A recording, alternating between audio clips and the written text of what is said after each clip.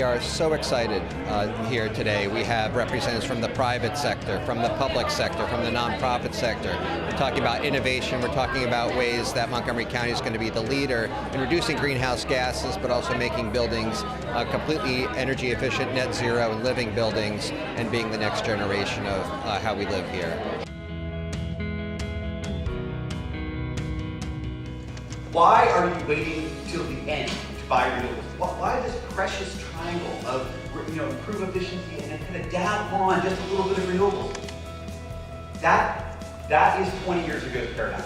Today, if you want to reduce the impact of the built environment, buy renewable energy now. There is no longer an excuse, and there's ample reason to understand that measuring and tracking, reporting, and acting on operational performance will define the next 20 years of green building performance.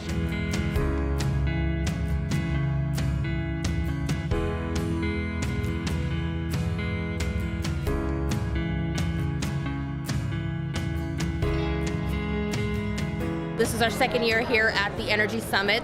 Do a lot of work with Montgomery County overall, and just really here to try to learn a little bit more about the guidelines and laws and things that are in place to help ensure that these buildings are a lot more efficient and designed more efficiently. We're excited to be here at the Energy Summit. This is one of the best activities that the county puts on, bringing together all the partners that work to create energy efficiency, clean energy in the county, and help the county achieve some pretty substantial goals that they've set for themselves.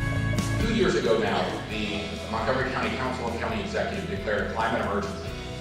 And as difficult as it was to get consensus and a unanimous vote from our county council to declare a climate emergency and pledge to make a public commitment that we're going to be carbon free by 2035, it's much, much harder to actually make that happen.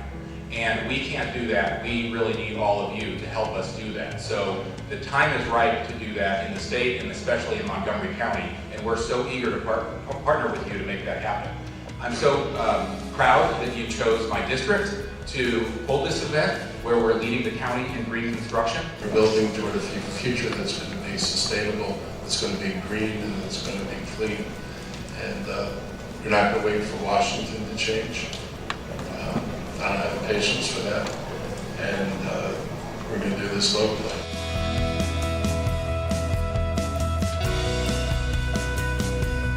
But going forward, when and where and how you spend energy, are you using it productively? Are you using it in the right place at the right time for the right reason?